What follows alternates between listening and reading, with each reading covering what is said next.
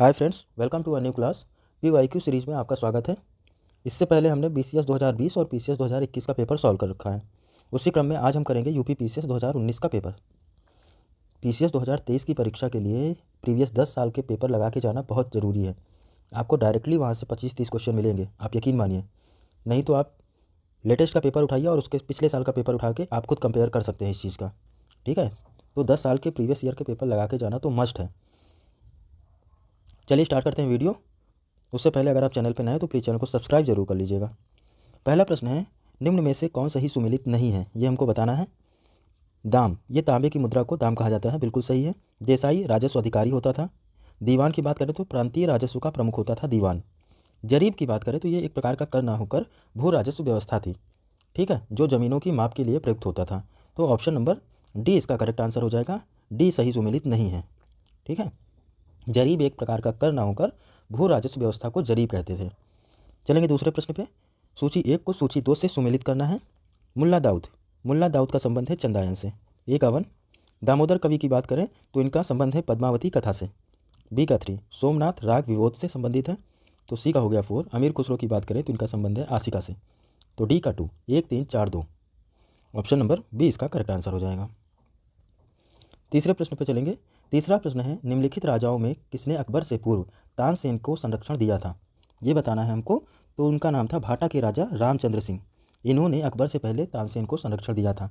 भाटा क्षेत्र यानी कि रीवा के राजा थे राजा रामचंद्र सिंह। उन्होंने तानसेन को संरक्षण दिया था और वहीं से उनकी ख्याति को सुनकर अकबर ने उन्हें अपने दरबार में बुलाया था। तो इसका आंसर हो जाएगा ऑप्शन नंबर ए। चौथा प्रश्न है, एक तरफ राजवंश दिया हुआ है, दूसरी तरफ राजधानी, इनको सुमेलित करना है। तो पल्लवों की राजधानी क्या हो जाएगी, कांची। ए का 2। पांड्य की बात करें तो पांड्य की राजधानी मदुरई। बी का 3। यादवों की देवगिरी। सी का 4 और काकती की वारंगल। तो डी का 1। 2 3 4 1। 2 3 4 1। ऑप्शन नंबर बी इसका करेक्ट आंसर हो जाएगा। अगले प्रश्न पे आते हैं। निम्नलिखित स्मारकों को उनके कालक्रम के अनुसार व्यवस्थित करना है। ठीक है, तो सबसे पहले निम्न में से राबिया दौरानी का मकबरा, शेर शाह सूरी का मकबरा, हुमायूं का मकबरा और अटाला मस्जिद जौनपुर। ठीक है, तो सबसे पहले आएगी अटाला मस्जिद जौनपुर।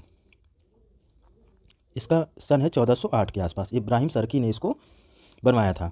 ठीक है, उसके बाद करें हुमायूं के मकबरे की। तो हुमायूं का मकबरा जो है, ये हुमायूं के मकबरे का निर्माण उसकी सौतेली माँ हाजी बेगम की देखरेख में पूरा हुआ था। ठीक है, और उसके बाद शेर शाह सूरी का मकबरे की बात करें तो ये 1540 से आसपास बना। तो उसने खुद बनवाया था, स्वयं अपना मकबरा बनवाया था सासाराम में। रबिया दौरानी का मकबरा की बात करें तो औरंगजेब के पुत्र आजम शाह ने अपनी माँ राबिया दौरानी की स्मृति में औरंगाबाद में 17वीं शताब्दी में इसका निर्माण कराया था। ठीक है, तो 17वीं शताब्दी में इसका निर्माण कराया था। और हुमायूं के मकबरा जो दिल्ली में स्थित है उसकी बात करें तो अकबर की सौतेली माँ हाजी बेगम की देखरेख में ये पूरा हुआ था। ठीक है, इसका एग्जैक्ट मुझे सन नहीं याद है, आप देख लीजिएगा, इसको कंफर्म कर लीजिएगा। लेकिन अगर क्रम की बात करें तो सबसे पहले आ जाती है अटाला मस्जिद। तो यहीं से आपका आंसर मिल जाता है। ऑप्शन नंबर बी इसका करेक्ट आंसर हो जाएगा। छठवां नंबर प्रश्न है, मनसबदारी व्यवस्था के संदर्भ में कौन सा कथन सही है, ये हमको बताना है। तो मनसबदारी व्यवस्था राज्य के कुलीन वर्ग से संबंधित थी जिसे अकबर ने प्रारंभ किया था, बिल्कुल करेक्ट है। मनसबदारी का पत्र पैतृक था, तो ये गलत है, पैतृक नहीं था ये, बल्कि जो है उनको वरीयता क्रम के आधार पर बादशाह निर्धारित करता था। तो 2 नंबर गलत है, ऑप्शन नंबर केवल 1 सही है। तो आंसर हो जाएगा ए। अगला प्रश्न है 7वां नंबर, निम्नलिखित में से किस मंदिर को विदर्भ के खजुराहो के रूप में माना जाता है। निम्नलिखित में से किस मंदिर को विदर्भ के खजुराहो के रूप में जाना जाता है। तो इस मंदिर का नाम है मार्कंडेश्वर। ऑप्शन नंबर ए इसका करेक्ट आंसर हो जाएगा। देखेंगे, महाराष्ट्र के गढ़चिरौली जिले में बेन गंगा नदी के तट पर अवस्थित है मार्कंडेश्वर मंदिर। इसे विदर्भ का खजुराहो के नाम से जाना जाता है। और इसकी खासियत क्या है कि ये उत्तर भारत की नागर शैली में बना मंदिर है और ये शैव, वैष्णव और शाक्त संप्रदायों से संबंधित है। अगला प्रश्न है 8वां नंबर, निम्नलिखित नीचे दिए हुए कथन और कारण में बताना है हमको कि क्या है सही है। कथन क्या कह रहा है कि अकबर ने शेर शाह की तरह राज्य के सिक्कों के प्रचलन को नियमित करने का प्रयास किया, बिल्कुल सही है कथन।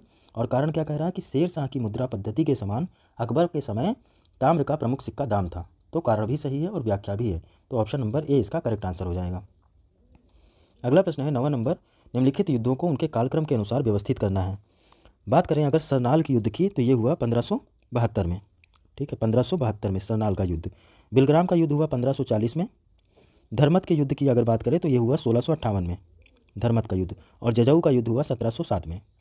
ठीक है, तो अब इसका आंसर हो जाएगा 2 1 3 4। 2 1 3 4। ऑप्शन नंबर ए इसका करेक्ट आंसर हो जाएगा। 10वां नंबर प्रश्न है, निम्नलिखित में से कौन सी एक विशिष्टता इक्ता व्यवस्था की नहीं थी? ये हमको बताना है, इक्ता व्यवस्था की इनमें से निम्न में से कौन सी व्यवस्था नहीं थी? तो इक्ता से एकत्रित किए जाने वाला राजस्व जो है वो सीधा सुल्तान के खाते में जाती थी, यही स्टेटमेंट गलत है।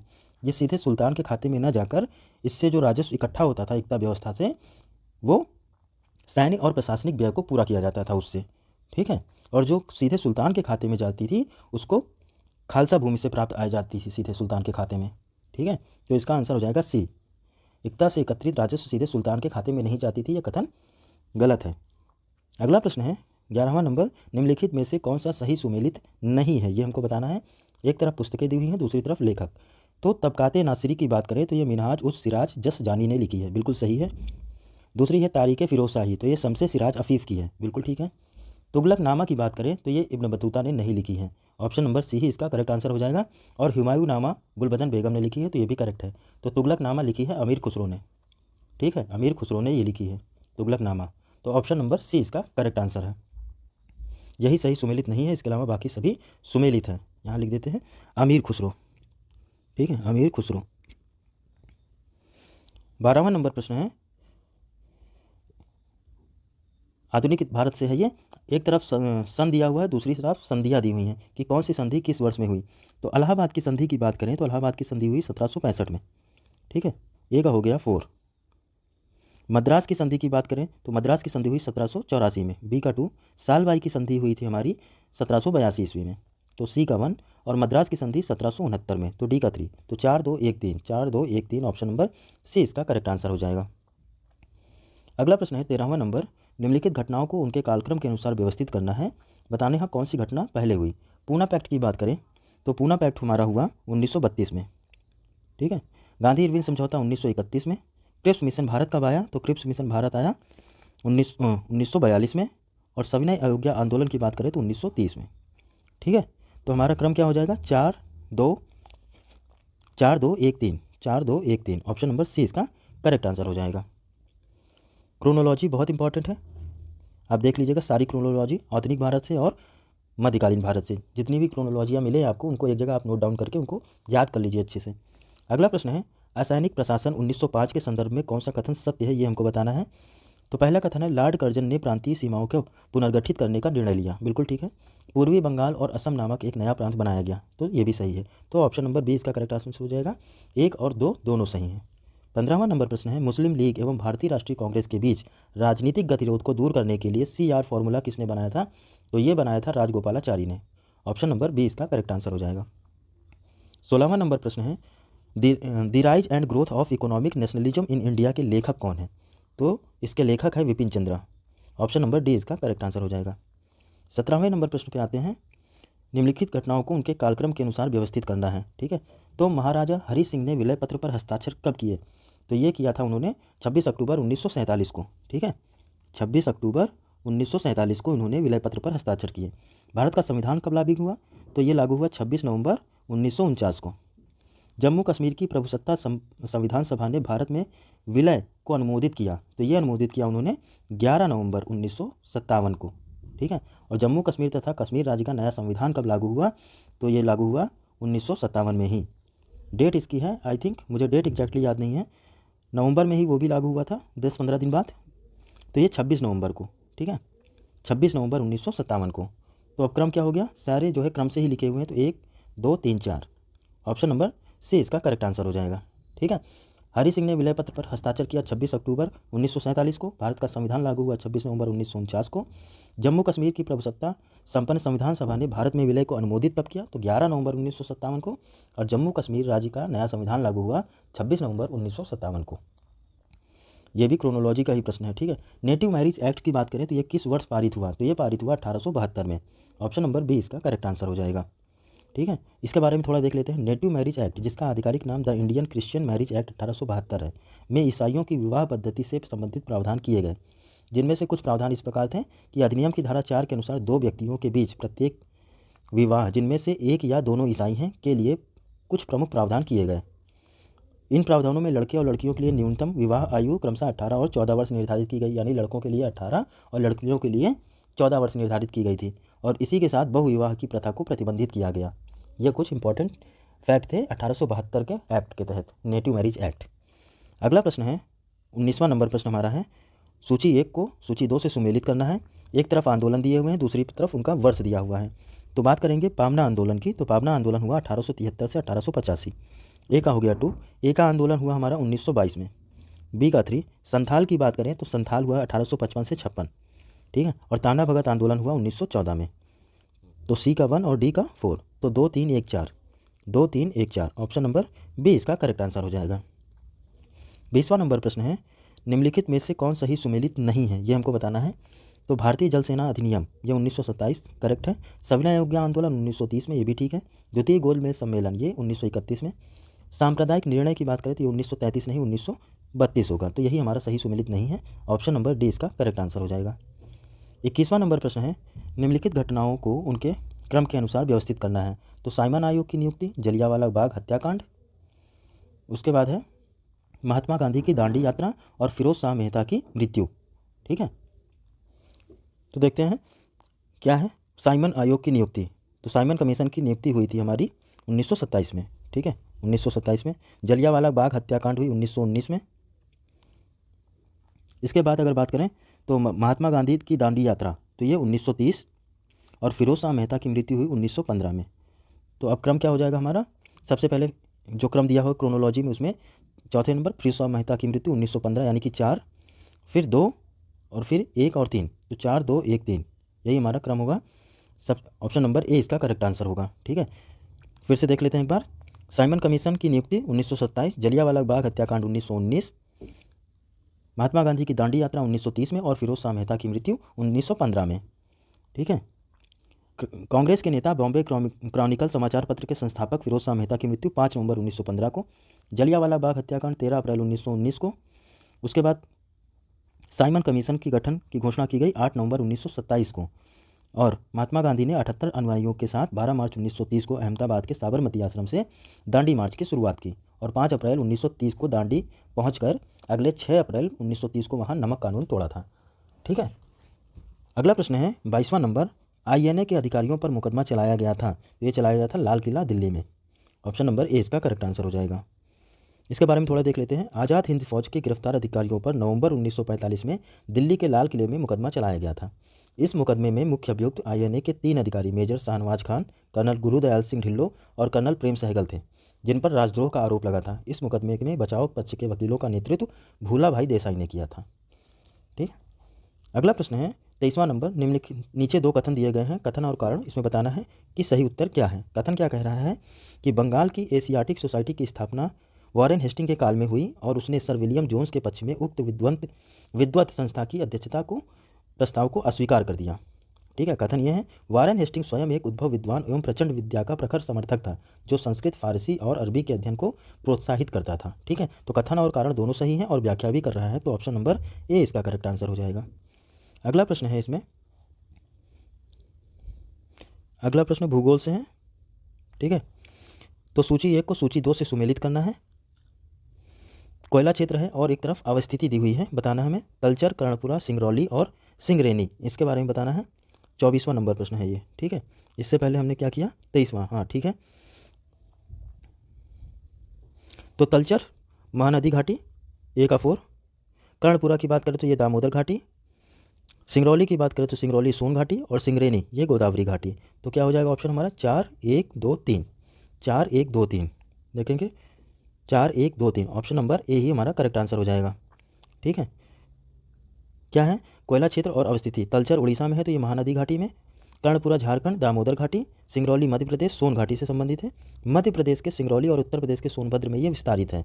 और अगर सिंगरेनी की बात करें तो ये तेलंगाना में है, गोदावरी घाटी में, ठीक है। तो सिंगरौली और सिंगरेनी में कन्फ्यूज मत होइएगा, सिंगरौली एमपी में और सिंगरेनी तेलंगाना में, और सिंगरौली सोन घाटी में और सिंगरेनी गोदावरी घाटी में, ठीक है।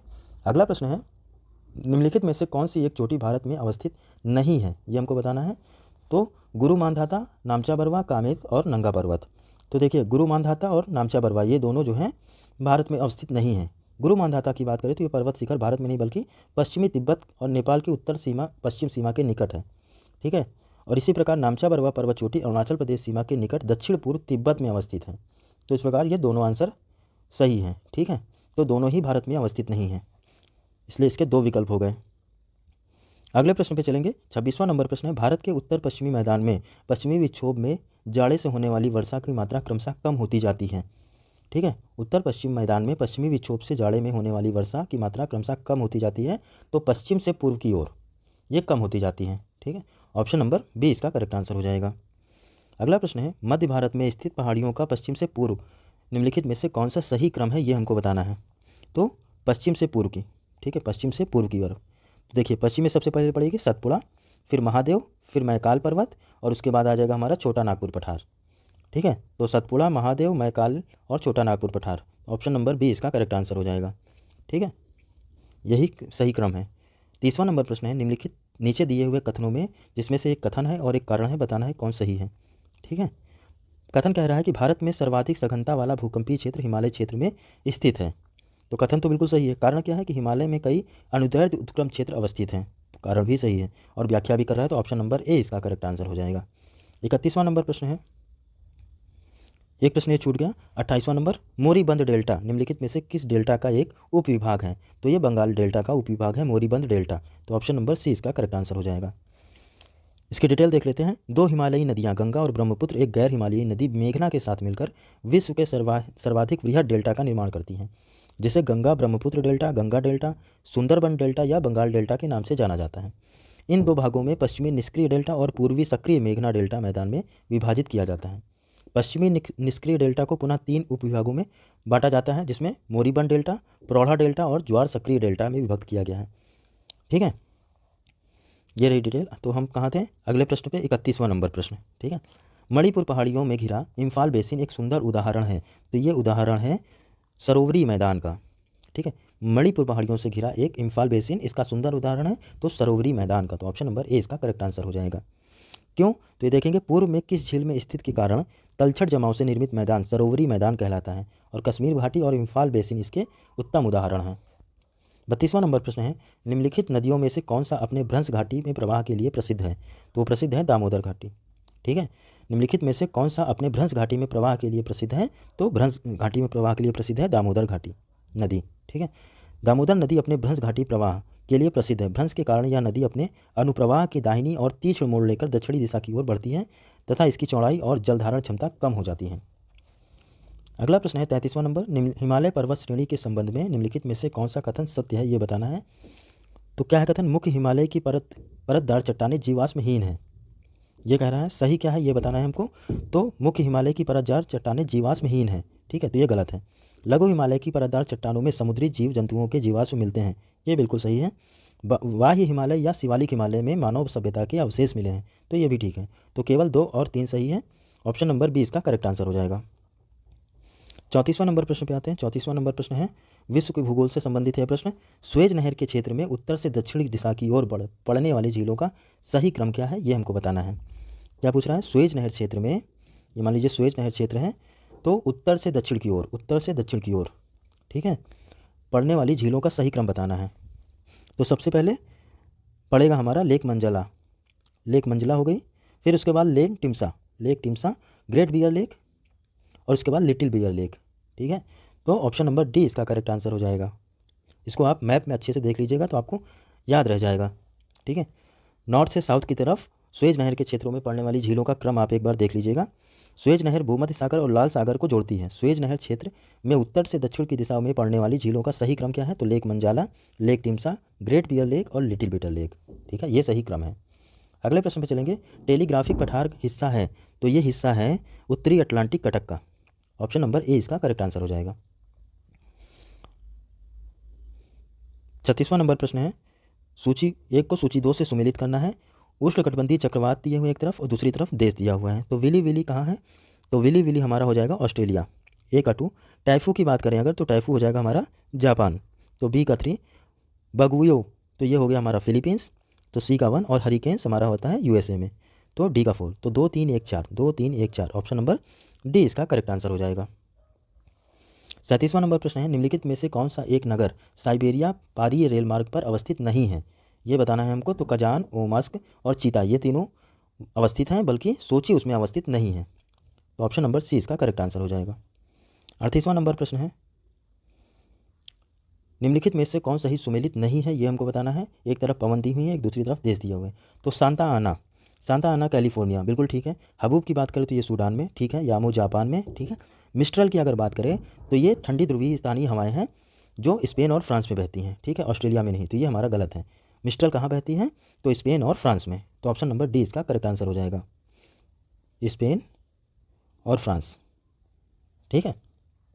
39वां नंबर प्रश्न है, सूची 1 को सूची 2 से सुमेलित करना है। यहाँ भी देख रहे हैं कितने क्वेश्चन मैच द फॉलोइंग से बना रहा है, और ये क्वेश्चन टफ हो जाते हैं जब अगर आपको 2 ऑप्शन सेम मिल जाते हैं, ठीक है। तो इसलिए आपको चारों का जानना जरूरी हो जाता है। बात करेंगे, ये तूफान आए थे अगस्त सितंबर 19 में, तो ये करंट से रिलेटेड है, फिर भी देख लेते हैं। डेरियन की बात करें तो डेरियन आया था हमारा बहामास में, तो ए का हो गया 1 हमारा, ठीक है। हेजीबीस हमारा जापान में, तो बी का 4, ए का 1, बी का 4। लेकिमा की बात करें तो ये चीन में, सी का 2। और मिटाक की बात करें तो जेजू साउथ कोरिया में, तो डी का 3। 1 4 2 3, 1 4 2 3, ऑप्शन नंबर बी इसका करेक्ट आंसर हो जाएगा। अगला प्रश्न है 40वां नंबर, वनस्पति प्रकार और क्षेत्र, इनको मिलान करना है। एक तरफ वनस्पति के प्रकार दिए हुए हैं, दूसरी तरफ उनका क्षेत्र दिया हुआ है। तो माकची की बात करें तो माकची जो है भूमध्य सागर के तटीय क्षेत्रों पर पाई जाती है, तो ए का हो गया 2। फिम्बस की बात करें तो ये दक्षिणी अफ्रीका की बात कर रहा है, फिम्बस, बी का 3। चैपरेल हो जाएगा हमारा कैलिफोर्निया, सी का 1। और मैटोरल जो है वो चिली, तो डी का 4। 2 3 1 4, ऑप्शन नंबर ए इसका करेक्ट आंसर हो जाएगा, 2 3 1 4। अगला प्रश्न है 41वां नंबर प्रश्न हमारा है, सूची 1 को सूची 2 से सुमेलित करना है। देश दिए हुए हैं और उनकी राजधानी बतानी है हमको। उज्बेकिस्तान की राजधानी तो ताशकंद, ठीक है, ए का 1। तजाकिस्तान की राजधानी हो गई दुशांबे, बी का 2। किर्गिस्तान की बिस्केक, बी का 3, सी का 3। और तुर्कमेनिस्तान की अश्गाबाद, तो डी का 4। ये सभी सुमेलित हैं, तो 1 2 3 4 इसका करेक्ट आंसर हो जाएगा, ऑप्शन नंबर ए। अगले प्रश्न पे आते हैं। अगला प्रश्न हमारा है, प्राकृतिक वनस्पति और उनका क्षेत्र पूछा हुआ है। तो अधिजीवी वनस्पतियाँ पाई जाती हैं भूमध्य रेखीय क्षेत्रों में, ए का हो जाएगा हमारा 2। बबूल की बात करें तो बबूल हमारा सहारा का हो गया, बी का 3। बैवोबाब तो ये हो जाएगा हमारा सवाना में, तो सी का 4। और देवदार की बात करें तो देवदार हमारा भूमध्य सागरीय, ठीक है, तो डी का 1। तो 2 3 4 1, 2 3 4 1, ऑप्शन नंबर ए इसका करेक्ट आंसर है। अगले प्रश्न पे चलेंगे, निम्नलिखित में से कौन सही सुमेलित नहीं है, ये हमको बताना है। सही सुमेलित नहीं है। एक तरफ जनजाति दी हुई है, दूसरी तरफ स्थान दिए हुए हैं। पिग्मी कांगो बेसिन करेक्ट है। अंगामी ये नागालैंड में, बिल्कुल ठीक। एनू जापान में, बिल्कुल ठीक है। और अगर बात करें किर्गिंज की, ठीक है, किर्गिंज जो है ये सूडान में नहीं होकर मध्य एशिया में पाई जाती है, ठीक है, मध्य एशिया में पाई जाती है। तो ऑप्शन नंबर डी इसका करेक्ट आंसर हो जाएगा, यही सही सुमेलित नहीं है। इसके अलावा बाकी तीनों सुमेलित हैं। 43 के बाद आएंगे 44वें नंबर प्रश्न पे, निम्नलिखित प्राकृतिक प्रदेश में से किसे बड़े शिकारों की भूमि के नाम से जाना जाता है। तो वो एरिया है उष्णकटिबंधीय सवाना क्षेत्र, ठीक है, ऑप्शन नंबर डी इसका करेक्ट आंसर हो जाएगा।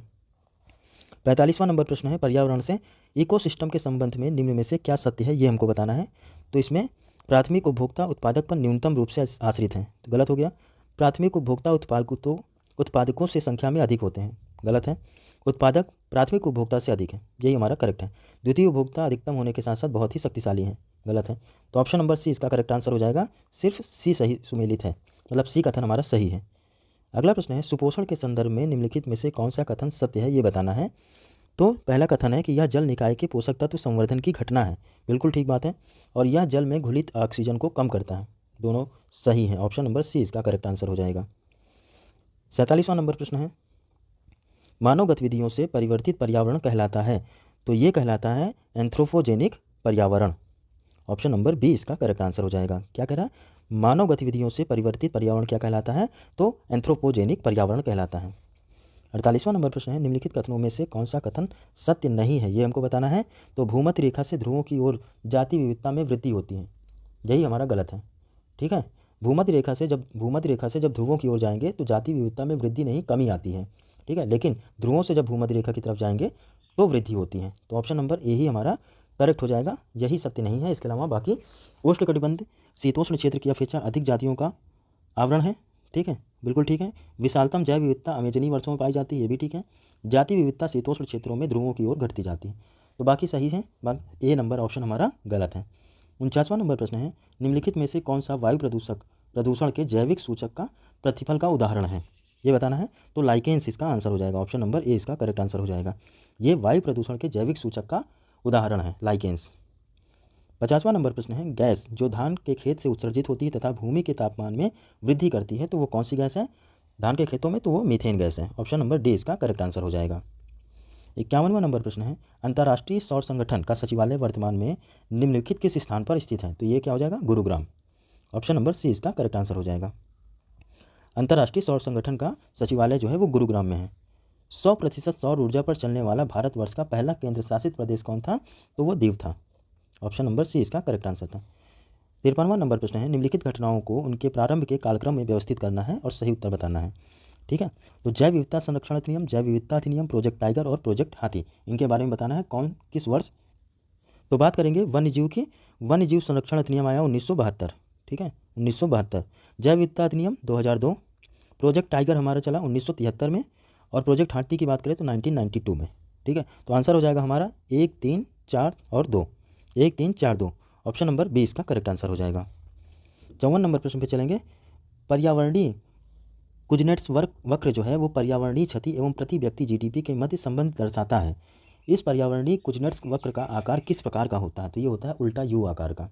बहुत इंपॉर्टेंट क्वेश्चन है, हर बार पेपर में ये डाला जाता है। ठीक है, तो आप इसको ध्यान से देखिएगा। पर्यावरणीय कुजनेट्स वक्र, इसको आप देख लीजिएगा कि पर्यावरणीय क्षति और प्रति व्यक्ति जीडीपी के मध्य संबंध दर्शाता है। इस पर्यावरणीय कुजनेट्स वक्र का आकार कैसा होता है, तो उल्टा यू आकार का। ठीक है, ऑप्शन नंबर ए इसका करेक्ट आंसर हो जाएगा।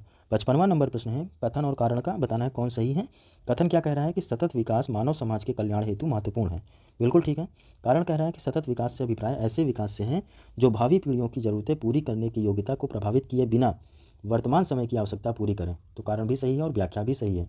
ऑप्शन नंबर ए इसका करेक्ट आंसर हो जाएगा। 56 नंबर प्रश्न पे चलेंगे। निम्नलिखित में से भारत के संविधान के किसमें पर्यावरण संरक्षण एवं संवर्धन तथा वन एवं वन्य जीव की रक्षा के प्रावधान किए गए हैं, तो देखिए ये किए गए हैं राज्य के नीति निर्देशक तत्वों में और मूल कर्तव्यों में भी ये किया गया है, तो ऑप्शन नंबर सी इसका करेक्ट आंसर हो जाएगा। ठीक है, अगर बात करें राज्य के नीति निर्देशक तत्वों की तो ये आ जाएगा हमारा डीपीएसपी के 48 का में, और अगर मूल कर्तव्यों की बात करें तो ये आ जाएगा 51 का में। ठीक है, ऑप्शन नंबर सी इसका करेक्ट आंसर हो जाएगा। 57वें नंबर प्रश्न पे चलेंगे। निम्नलिखित में से कौन सही सुमेलित नहीं है, ये हमको बताना है। तो कार्टेजेना प्रोटोकॉल ये हमारा बायोसेफ्टी से है। ठीक है, स्टॉकहोम कन्वेंशन ये हुआ था अनवरक जैविक प्रदूषक के लिए। ठीक है, मॉन्ट्रियल ओजोन परत से संबंधित है। क्योटो प्रोटोकॉल ये जल संरक्षण से नहीं है, कार्बन से है। ठीक है, कार्बन क्रेडिट, तो ऑप्शन नंबर डी इसका करेक्ट आंसर हो जाएगा। यही सही सुमेलित नहीं है, इसके अलावा बाकी सभी सुमेलित है। ऑप्शन नंबर डी इसका करेक्ट आंसर हो जाएगा। 58वें नंबर प्रश्न पे चलेंगे। कथन और कारण। कथन क्या कह रहा है कि उष्णकटिबंधीय देशों में तितलियों की प्रजातियां सर्वाधिक संख्या में पाई जाती हैं, बिल्कुल ठीक है। तितलियां कम तापमान में नहीं रह सकती हैं, तो ये भी ठीक है। तो कथन और कारण भी सही है, और क्यों नहीं रह सकती हैं ये उसकी व्याख्या भी कर रहा है, तो ऑप्शन नंबर ए इसका करेक्ट आंसर हो जाएगा। 59वां नंबर प्रश्न है। पारिस्थितिकी तंत्र में एक पोषी स्तर से दूसरे पोषी स्तर में स्थानांतरण से ऊर्जा की मात्रा क्या होती है, तो ऊर्जा की मात्रा घटती है। ऑप्शन नंबर बी इसका करेक्ट आंसर हो जाएगा। 60वां नंबर प्रश्न है। निम्नलिखित में से कौन सा जैविक नाइट्रोजन निर्धारण से संबंधित है, तो ये संबंधित है नीला हरा शैवाल से। ऑप्शन नंबर डी इसका करेक्ट आंसर हो जाएगा। 61वां नंबर प्रश्न है। धुआं यानी कि स्मॉग आवश्यक रूप से वायुमंडल में निम्नलिखित की उपस्थिति के कारण होता है, तो स्मॉग होता है किसकी उपस्थिति के कारण, नाइट्रोजन और सल्फर के ऑक्साइड के कारण। ऑप्शन नंबर डी इसका करेक्ट आंसर हो जाएगा। 62वां नंबर प्रश्न है। निम्नलिखित क्षेत्रों में से किसमें दुर्लभ उपलब्धि के लिए वैश्विक 500 पुरस्कार दिया जाता है, तो पर्यावरण संरक्षण के लिए। ऑप्शन नंबर बी इसका करेक्ट आंसर हो जाएगा। 63वां नंबर प्रश्न है। भारत में सबसे अधिक जैव विविधता संपन्न क्षेत्र कौन सा है, तो वो क्षेत्र है पश्चिमी घाट। ऑप्शन नंबर सी इसका करेक्ट आंसर है। 64 नंबर क्वेश्चन पे चलेंगे। निम्नलिखित में से कौन सा भारत में सतत विकास लक्ष्यों का कार्यान्वयन के लिए नोडल एजेंसी है, तो वो है नीति आयोग।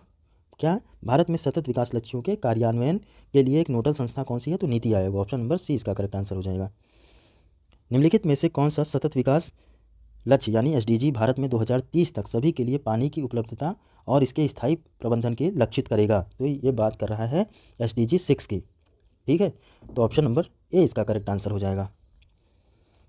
एसडीजी 6 के लिए देखेंगे तो सतत विकास लक्ष्य एसडीजी 6 का उद्देश्य क्या है कि 2030 तक सबके लिए सुरक्षित और किफ़ायती पेयजल सर्वत्र और समान रूप से सुलभ कराना, ये एसडीजी 6 का लक्ष्य है, और भारत भी इसका पूरा करने के लिए प्रतिबद्ध है। अगला प्रश्न है 65 के बाद 66वां नंबर प्रश्न हमारा है। समृद्धि की सीमा की अवधारणा का प्रतिपादन किसके द्वारा किया गया था, तो ये किया गया था क्लब ऑफ रोम के द्वारा। क्या है? समृद्धि की सीमा की अवधारणा का प्रतिपादन किया गया क्लब ऑफ रोम के द्वारा। ऑप्शन नंबर ए इसका करेक्ट आंसर है। 67वां नंबर प्रश्न पे चलेंगे। भारत द्वारा भूमि क्षरण तटस्थता प्राप्त करने का लक्ष्य क्या रखा गया है? तो ये लक्ष्य है 2025 तक। क्या भारत द्वारा भूमि क्षरण तटस्थता प्राप्त करने का लक्ष्य रखा गया है 2025? ऑप्शन नंबर 2030 है। ऑप्शन नंबर 20 का करेक्ट आंसर है। इसको आप करेक्ट कर लीजिएगा कि भारत द्वारा भूमि क्षरण तटस्थता प्राप्त करने का लक्ष्य क्या है? तो 2030 है। ऑप्शन नंबर 20 का करेक्ट आंसर है। अगला प्रश्न है विज्ञान से 68वां नंबर प्रश्न। निम्नलिखित में से किस वस्तु के नमूने को हवा में खुला रखने पर कुछ समय पश्चात गायब हो जाता है? जैसे कपूर, नैफ्थलीन और शुष्क बर्फ। इस परिघटना को क्या कहते हैं? ये पूछा है। तो इस परिघटना को कहते हैं ऊर्ध्वपातन। ऑप्शन नंबर ए इसका करेक्ट आंसर हो जाएगा। 69 नंबर प्रश्न है प्रकाश ऊर्जा का ऑप्टिकल फाइबर में संचरण निम्नलिखित घटनाओं का अनुप्रयोग द्वारा किया जाता है। क्या कह रहा है? प्रकाश ऊर्जा का ऑप्टिकल फाइबर में संचरण निम्नांकित घटनाओं के अनुप्रयोग द्वारा किया जाता है। तो वो घटना है पूर्ण आंतरिक परावर्तन। ऑप्शन नंबर ए इसका करेक्ट आंसर हो जाएगा। 70वां नंबर प्रश्न है श्याम विवीर क्या होता है? तो श्याम विवीर क्या है? तो ये हमारा सिमट गया तारा। ठीक है, श्याम विवीर उसको कहते हैं। ऑप्शन नंबर डी इसका करेक्ट आंसर होगा। श्याम विवीर मतलब ब्लैक होल की बात कर रहा है। ठीक है, ब्लैक होल क्या होता है? तो एक सिमटा हुआ तारा होता है। 71 नंबर प्रश्न है जब किसी साबुन के बुलबुले को आवेशित किया जाता है तो निम्न में से क्या घटित होती है घटना? तो जब किसी साबुन के बुलबुले को आवेशित किया जाता है तो उसकी त्रिज्या बढ़ जाती है। ऑप्शन नंबर ए इसकी करेक्ट आंसर हो जाएगा। 72 नंबर प्रश्न पे चलेंगे। थर्मल फ्लास्क में लंबे समय तक तरल पदार्थ गर्म या ठंडा रहता है क्योंकि ऊष्मा की कोई हानि या अथवा प्राप्ति नहीं होती है। तो उसका कारण क्या होता है? संचालन और संवहन एवं विकिरण। संचालन भी होता है उसका कारण और संवहन और विकिरण। तो ऑप्शन नंबर सी इसका करेक्ट आंसर हो जाएगा। 1 और 2 दोनों सही हैं। ठीक है। 73वां नंबर प्रश्न है निम्नलिखित में से किस पदार्थ में कैल्शियम विद्यमान है? तो कैल्शियम किस में विद्यमान है? तो जिप्सम में। ऑप्शन नंबर सी इसका करेक्ट आंसर हो जाएगा। जिप्सम एक खनिज है जिसमें सूक्ष्म तत्व गंधक और कैल्शियम प्रचुर मात्रा में पाया जाता है। ठीक है, रासायनिक संरचना की दृष्टि से यह कैल्शियम का सल्फेट है जिसमें जल की भी 2 अणु उपस्थित होते हैं और इसका रासायनिक सूत्र क्या हो गया? CaSO4 और 2H2O। ठीक है। अगला प्रश्न है 74वां नंबर। निम्नलिखित में से कौन सही सुमेलित नहीं है? ये हमको बताना है। एक तरफ पदार्थ दिए हुए हैं, दूसरी तरफ उसका उपयोग दिया हुआ है। तो सिल्वर ब्रोमाइड कृत्रिम प्रकाश संश्लेषण, यही हमारा गलत है। ये करता है फोटोग्राफी के लिए यूज होता है। ठीक है, सिल्वर ब्रोमाइड फोटोग्राफी के लिए यूज होता है। सिल्वर आयोडाइड कृत्रिम वर्षा के लिए यूज किया जाता है। लिथियम बाइकार्बोनेट ये गठिया के उपचार के लिए। और दूधिया मैग्नीशिया की बात करें तो ये प्रति अम्ल। तो इसका ऑप्शन हो जाएगा ऑप्शन नंबर ए हमारा सही सुमेलित नहीं है। इसके अलावा बाकी तीनों सुमेलित हैं। सिल्वर ब्रोमाइड का उपयोग कृत्रिम प्रकाश संश्लेषण के लिए ना होकर फोटोग्राफी के लिए किया जाता है। 75 नंबर प्रश्न है निम्नलिखित में से कौन सही सुमेलित नहीं है? ये हमको बताना है। तो अलवलीकरण समुद्री जल का होता है, बिल्कुल ठीक है। प्रतिलोम परासरण की बात करें तो पेयजल। विकृतीकरण प्रोटीन से। और पौष्टिकीकरण ये चाय का नहीं होता है, ये दूध का किया जाता है। ठीक है, तो ऑप्शन नंबर डी इसका करेक्ट आंसर हो जाएगा। अगला प्रश्न है 76 नंबर प्रश्न है निम्नलिखित में से कौन सा एक शाकनाशक का उदाहरण है? शाकनाशक का उदाहरण है तो ये है हमारा सोडियम क्लोरेट। ठीक है, ऑप्शन नंबर ए इसका करेक्ट आंसर हो जाएगा। 77 नंबर प्रश्न है सूची 1 को सूची 2 से सुमेल करना है। केवलार की बात करें तो केवलार हमारा संश्लेषित रेशा है। ठीक है, संश्लेषित रेशा ए का 2।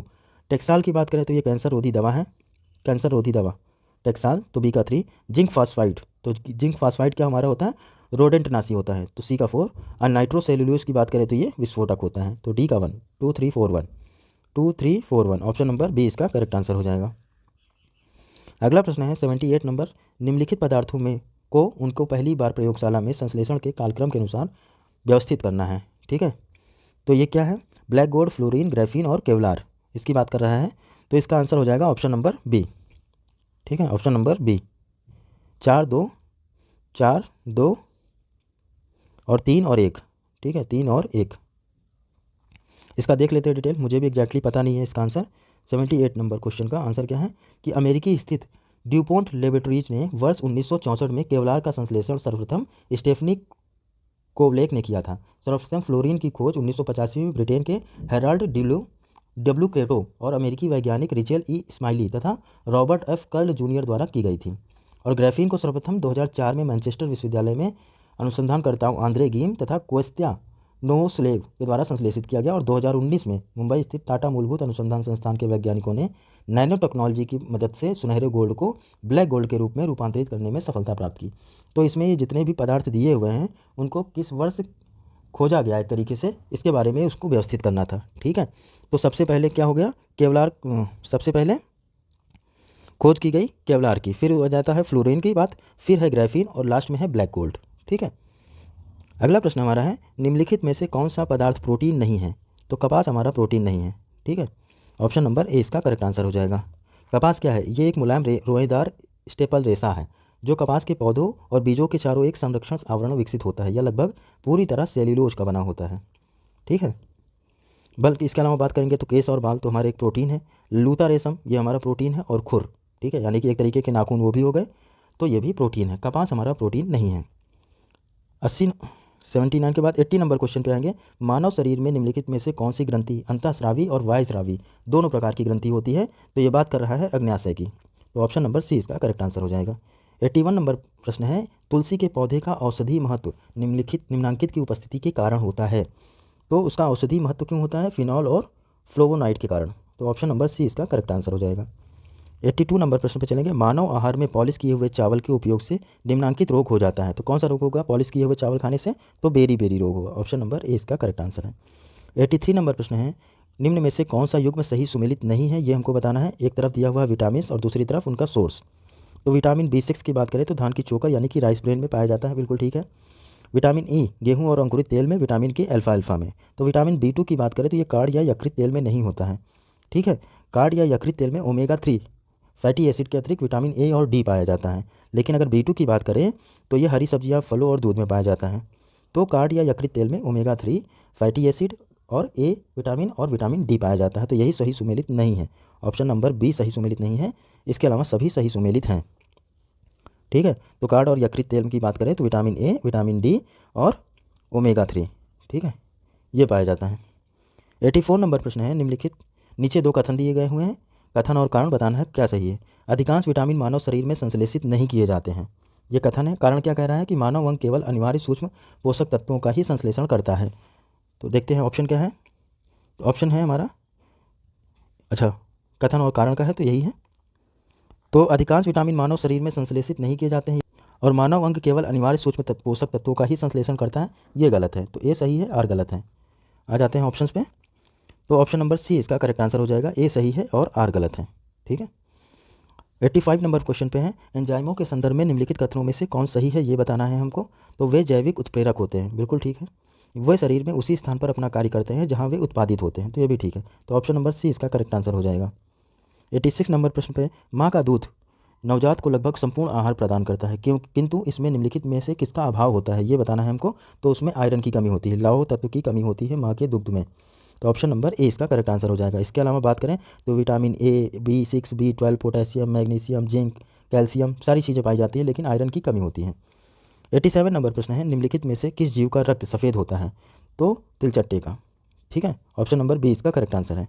88 नंबर प्रश्न है नाइट्रोजन स्थिरीकरण जीवाणु किस पौधे की जड़ के साथ संयोजन करते हैं।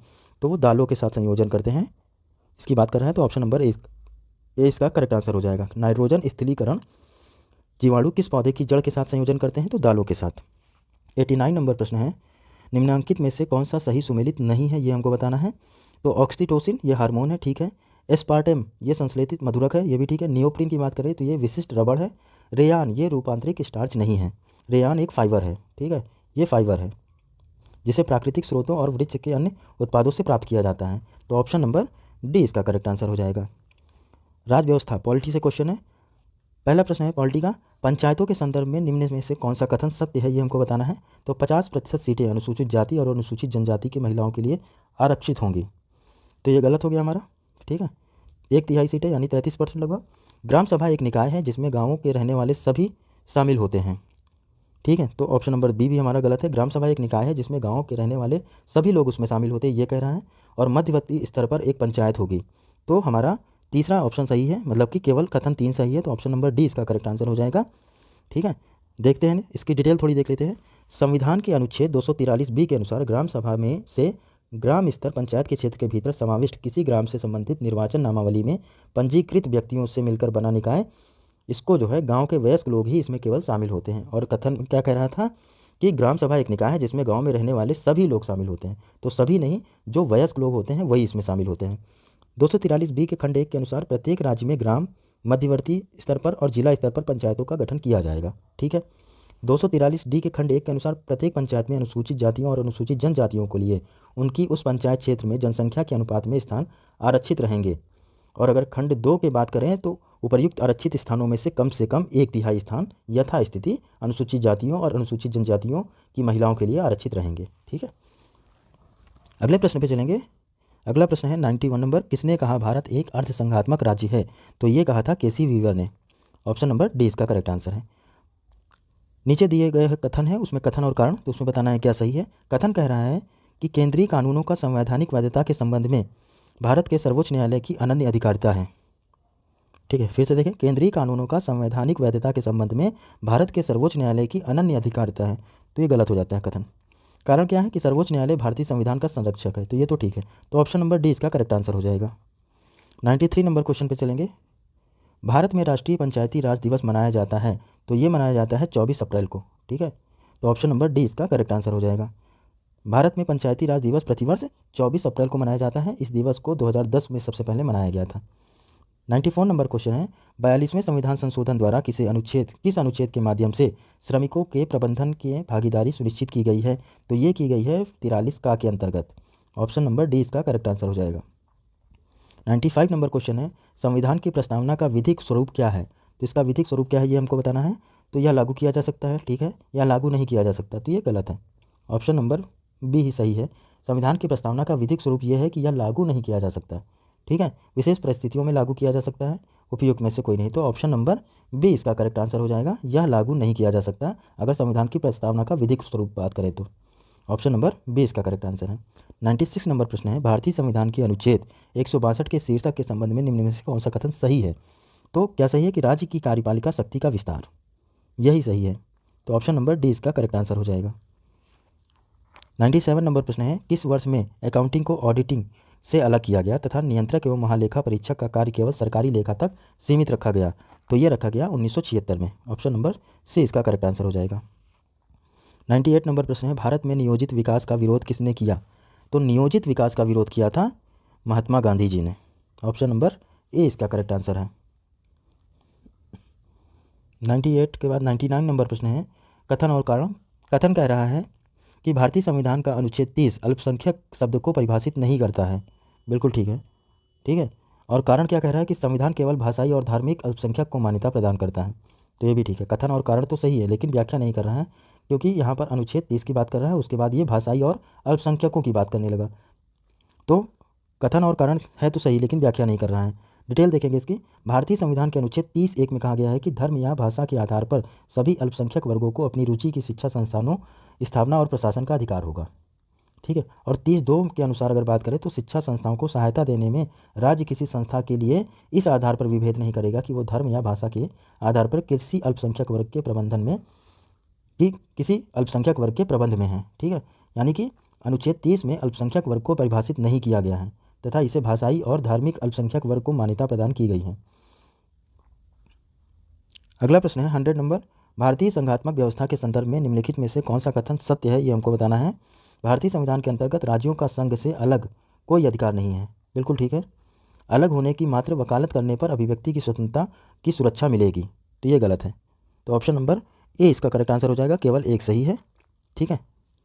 101 नंबर प्रश्न पे चलेंगे। निम्नलिखित में से कौन सही सुमेलित नहीं है, ये हमको बताना है। सार्वजनिक स्वास्थ्य एवं स्वच्छता, ये राज्य सूची का विषय है, बिल्कुल ठीक। जनगणना संघ सूची का है, ठीक है। राज्यसभा में सीटों का बंटवारा, ये दूसरी अनुसूची में नहीं है, चौथी अनुसूची में है। ठीक है, चौथी अनुसूची में है। दल बदल विरोध, तो ये 10वीं अनुसूची में है। तो ऑप्शन नंबर सी इसका करेक्ट आंसर हो जाएगा, केवल सी सुमेलित नहीं है। राज्यसभा के सीटों का बंटवारा की बात करें तो वो चौथी अनुसूची में वर्णित है। 102 नंबर प्रश्न है, भारत के संविधान की 11वीं अनुसूची में कितने विषय हैं, ये पूछा गया है। तो इसमें विषय हैं 29, तो ऑप्शन नंबर सी इसका करेक्ट आंसर हो जाएगा। 103 नंबर प्रश्न है, प्रधानमंत्री कार्यालय पीएमओ के संबंध में निम्नलिखित में से कौन सा कथन सत्य है, ये हमको बताना है। तो ये 1977 में अस्तित्व में आया, बिल्कुल ठीक है। इसका प्रधान कैबिनेट सचिव होता है, ये गलत है। ठीक है, प्रधानमंत्री कार्यालय का सर्वोच्च अधिकारी कौन होता है? प्रधान सचिव होता है, प्रिंसिपल सेक्रेटरी होता है, ना कि कैबिनेट सचिव। तो केवल एक सही है, दूसरा कथन स्टेटमेंट हमारा गलत है। 104 नंबर प्रश्न है, भारतीय संविधान की 6ठी अनुसूची में प्रावधान में निम्न में से कौन से राज्य में लागू नहीं होता है? कि संविधान की 6वीं अनुसूची के प्रावधान निम्नलिखित में से किस राज्य में लागू नहीं होते हैं, ये हमको बताना है। तो देखिए ये आपकी ट्रिक लिखी हुई है अमेतमी, यानी कि असम, मेघालय, त्रिपुरा और मिजोरम। ठीक है, इनके अलावा इन चारों राज्यों में ये लागू होती है 6वीं अनुसूची, असम, मेघालय, त्रिपुरा और मिजोरम। तो राज्य में लागू होती है, तो यहाँ सिर्फ त्रिपुरा दिया हुआ है, इसके अलावा सिक्किम में नहीं है, नागालैंड में नहीं है और उपरोक्त सभी तो है ही नहीं। तो ऑप्शन नंबर ए इसका करेक्ट आंसर हो जाएगा। ठीक है, 105वां नंबर प्रश्न है, निम्नलिखित में से कौन सही सुमेलित नहीं है, ये हमको बताना है। तो बंदी प्रत्यक्षीकरण to have the body of, ठीक है, सही है। परमादेश की बात करें तो वी कमांड, प्रतिषेध टू बी सर्टिफाइड, ये गलत है। ठीक है, इसके लिए टू बी सर्टिफाइड नहीं होगा, ये उत्प्रेक्षा के लिए प्रयुक्त होता है। और अधिकार प्रेक्षा की बात करें तो why what authority, why what authority, ये भी सही है। तो ऑप्शन नंबर सी सही सुमेलित नहीं है, इसके अलावा बाकी सभी सुमेलित है। तो आंसर हो जाएगा option number C. To be certified की बात करें तो ये प्रतिषेध के लिए नहीं, उत्प्रेक्षा के लिए प्रयुक्त होता है। ठीक है, अगला प्रश्न है 106 नंबर, धन विधेयक भारत के संविधान के किस अनुच्छेद में परिभाषित है? तो अनुच्छेद 110 में। 107वां नंबर प्रश्न है, भारतीय भाषाओं का केंद्रीय संस्थान निम्नलिखित में से किस स्थान पर अवस्थित है? तो भारतीय भाषाओं का केंद्रीय संस्थान जो है वो मैसूर में है। ऑप्शन नंबर बी इसका करेक्ट आंसर हो जाएगा। 108वां नंबर प्रश्न है, बहुआयामी निर्धनता सूचकांक में सम्मिलित होते हैं। तो स्वास्थ्य, शिक्षा और जीवन स्तर, ठीक है, ये तीनों सम्मिलित किए जाते हैं बहुआयामी निर्धनता सूचकांक में। तो ऑप्शन नंबर डी इसका करेक्ट आंसर हो जाएगा। 109वां नंबर प्रश्न है, निम्नलिखित में से किस प्रत्यक्ष लाभ योजना को Guinness book of world record द्वारा विश्व की सबसे बड़ी प्रत्यक्ष लाभ योजना माना गया है? तो वो योजना है पहल योजना। ठीक है, ऑप्शन नंबर बी इसका करेक्ट आंसर है। अगला प्रश्न है 109 के बाद 110वां नंबर प्रश्न है, राष्ट्रीय खाद्य सुरक्षा अधिनियम के संदर्भ में निम्नलिखित में से कौन से कथन सही हैं, ये हमको बताना है। तो यह 75% ग्रामीण और 50% शहरी जनसंख्या को आच्छादित करेगा। ठीक है, महिलाओं और बच्चों को पोषण संबंधी सहायता पर विशेष ध्यान देगा, बिल्कुल ठीक है। 18 वर्ष की आयु से अधिक की सबसे बड़ी महिला 18 वर्ष आयु से अधिक की सबसे बड़ी महिला परिवार की मुखिया होगी, तो ये भी ठीक है। तो 1, 2, 3 तीनों सही हैं राष्ट्रीय खाद्य सुरक्षा अधिनियम के तहत। तो ऑप्शन नंबर सी इसका करेक्ट आंसर हो जाएगा। 111वां नंबर प्रश्न है, भारत में पट्टेदारी सुधार उपायों के संदर्भ में निम्न में से कौन सा कथन सत्य है, ये हमको बताना है। तो लगान का विनियमन, ठीक है, पट्टेदारी सुधार के उपायों में लगान का विनियमन किया गया, अवधि की सुरक्षा दी गई, पट्टेदारी पर स्वामित्व की घोषणा की गई। तो एक तीनों सही है, 1, 2, 3 तीनों सही हैं। ऑप्शन नंबर डी इसका करेक्ट आंसर हो जाएगा। 112वां नंबर प्रश्न हमारा है, भारत के सार्वजनिक क्षेत्र के कार्यों के संदर्भ में निम्नलिखित में से कौन सा कथन सत्य है, ये हमको बताना है। तो सार्वजनिक उपयोगिता संसाधन प्रदान करना, ठीक है।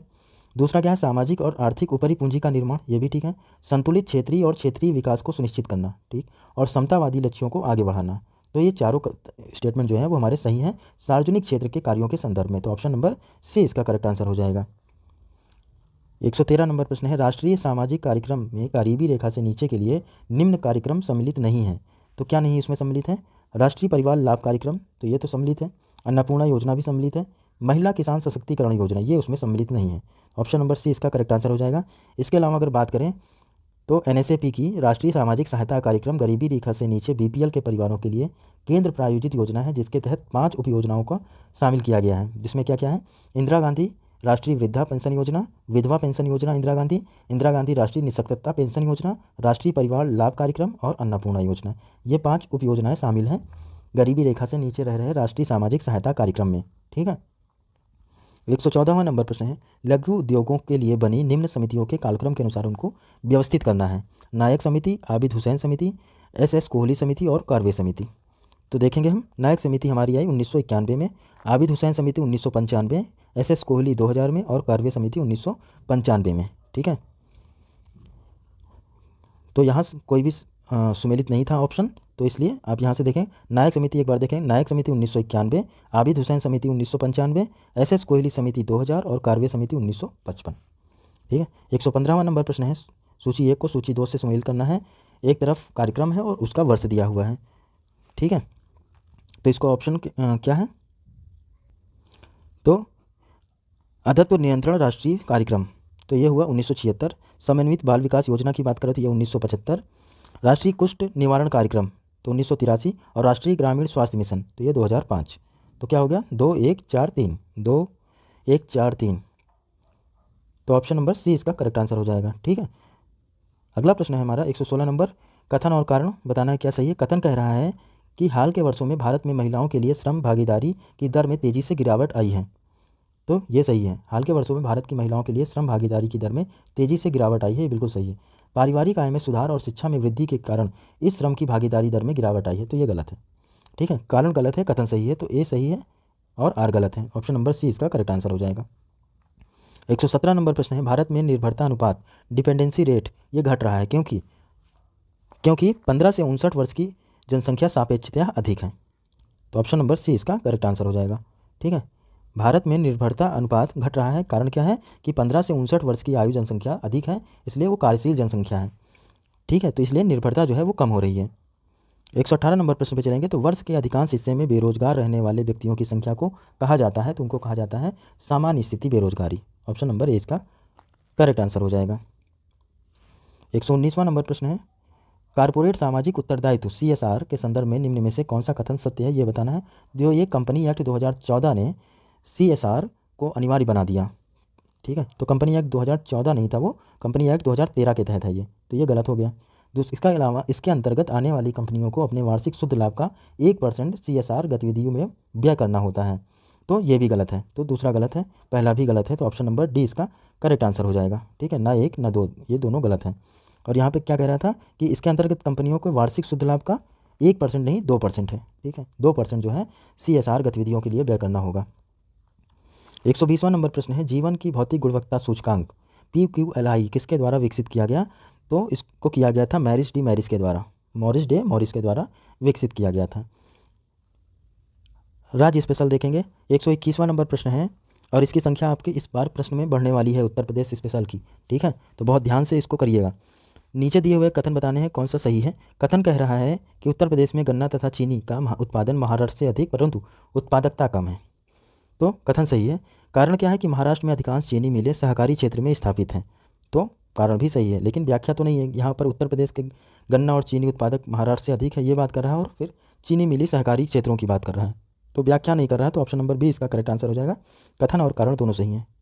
122वां नंबर प्रश्न है, करंट ओरिएंटेड प्रश्न आ गए आपके। अब यहाँ से करंट स्टार्ट है, तो इनको हम छोड़ते हुए चलेंगे। ठीक है, 22वां 23वां जो है करंट से, इसको देख लेते हैं। राष्ट्रीय परिवार स्वास्थ्य सर्वेक्षण NFHS सम्मिलित नहीं करता है, तो ये नहीं करता है। HIV परीक्षण को सम्मिलित नहीं करता है।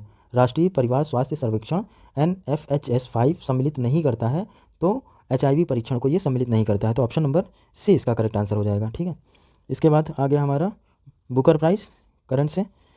करंट, ये करंट के क्वेश्चन है, इनको हम हटाते हुए चलेंगे। इसके बाद आ जाएगा सीधे विविध। ठीक है, उसको हम देखेंगे। करंट पे आपको बहुत ध्यान से देना है, क्योंकि लगभग मिनिमम किसी भी हालत में आएंगे तो 30 से 35 प्रश्न आएंगे। ठीक है, तो इसलिए करंट आप बहुत अच्छे से तैयार करके जाएंगे। इसके अलावा ट्रेडिशनल तो आपको करना ही है। चलिए मिसलेनियस पे आ जाते हैं। मजदूर किसान शक्ति संगठन MKSS नामक सामाजिक आंदोलन भारत में निम्न में से किससे संबंधित है, तो ये RTI से संबंधित है, RTI एक्ट से संबंधित है। ठीक है, मजदूर किसान संगठन MKSS नामक सामाजिक आंदोलन भारत में निम्न में से किससे संबंधित है, तो RTI से संबंधित है ये, तो ऑप्शन नंबर बी इसका करेक्ट आंसर हो जाएगा। 144वां नंबर प्रश्न है, चित्राचार्य उपेंद्र महारथी की पुस्तक वेणु शिल्प का संबंध निम्नलिखित में से किस कला से है, तो इनका है बांस कला से संबंधित है ये। ठीक है, वेणु शिल्प, ऑप्शन नंबर सी इसका करेक्ट आंसर हो जाएगा। 145वां नंबर प्रश्न क्या था, ओके, तो विवलियोमेट्री, ठीक है, इसका संबंध किससे है, तो ये सूचना प्रबंधन उपकरण है। ये एक विवलियोमेट्री, ये एक सूचना प्रबंधन उपकरण है, ऑप्शन नंबर सी इसका करेक्ट आंसर है। निम्नलिखित में से कौन सा एल्बिडो से संबंधित है, तो एल्बिडो का मतलब होता है वापसी की शक्ति। ठीक है, जब सूर्य का प्रकाश धरती पर आता है, ठीक है, और वो परावर्तन की क्षमता जो होती है उसी को एल्बिडो कहा जाता है। ठीक है, किसी सतह से जो परावर्तन की क्षमता होती है वो एल्बिडो कहलाती है। तो वापस जा रही है ना प्रकाश और ऊर्जा, उसी को एल्बिडो कहते हैं। तो एल्बिडो का संबंध हो गया वापसी की शक्ति से। किसी सतह की परावर्तन क्षमता को एल्बिडो के रूप में जाना जाता है, जैसे कि जमी हुई बर्फ का एल्बिडो सबसे अधिक होगा, जिसका तात्पर्य है कि सौर विकिरण को अंतरिक्ष में परावर्तित करती है, जबकि हरित क्षेत्रों में वनों और मैदानों का एल्बिडो निम्न होता है, क्योंकि वो प्रकाश को अवशोषित करती हैं। तो ऑप्शन नंबर डी इसका करेक्ट आंसर हो जाए। 147वां नंबर प्रश्न है, गहरी कार्बन वेधशाला, ठीक है, गहरी कार्बन वेधशाला के संबंध में निम्न में से कौन सा कथन सत्य है, ये बताना है। तो यह वैश्विक अनुसंधान कार्यक्रम पृथ्वी पर कार्बन की भूमिका को आगे बढ़ाने के लिए है, बिल्कुल ठीक है। यह गहरी माइक्रोबियल पारिस्थितिकी तंत्र के क्षेत्रीय अवतरण के लिए है, तो ये भी ठीक है। तो ऑप्शन नंबर सी इसका करेक्ट आंसर हो जाएगा। 1 और 2 दोनों ठीक हैं।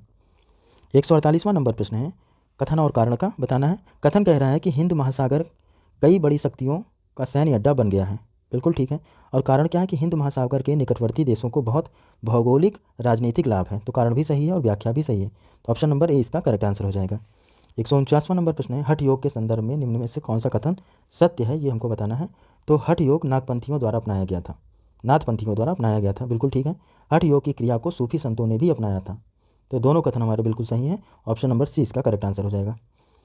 आज का इस पेपर का लास्ट प्रश्न क्या है कि राष्ट्रीय पंचांग के संबंध में कौन सा कथन सत्य है। पंचांग, राष्ट्रीय पंचांग के संबंध में कौन सा कथन सत्य है, ये बताना है। तो भारतीय राष्ट्रीय पंचांग विक्रम संवत पर आधारित है, गलत हो गया, ये शक संवत पर आधारित है, ठीक है, शक संवत पर। और राष्ट्रीय पंचांग को जनवरी 26, 1950 से अपनाया गया, तो ये डेट भी गलत है। ये अपनाया गया 22 मार्च 1957 को, ठीक है, ये यहाँ पर दिया है 22 मार्च 1957 को अपनाया गया था। चैत का पहला दिन सामान्यतः 22 मार्च को, और अधिवर्ष क्या है कि अधिवर्ष में 21 मार्च को पड़ता है, तो ऑप्शन नंबर डी इसका करेक्ट आंसर हो जाएगा, ना एक सही है ना दो, ठीक है। तो ये खत्म होता है हमारा 2019 का पेपर यूपीपीसीएस का। मिलेंगे 2018 के पेपर के साथ नेक्स्ट वीडियो में, तब तक के लिए बाय बाय। और इसका पीडीएफ आपको टेलीग्राम चैनल पे मिल जाएगा, ठीक है।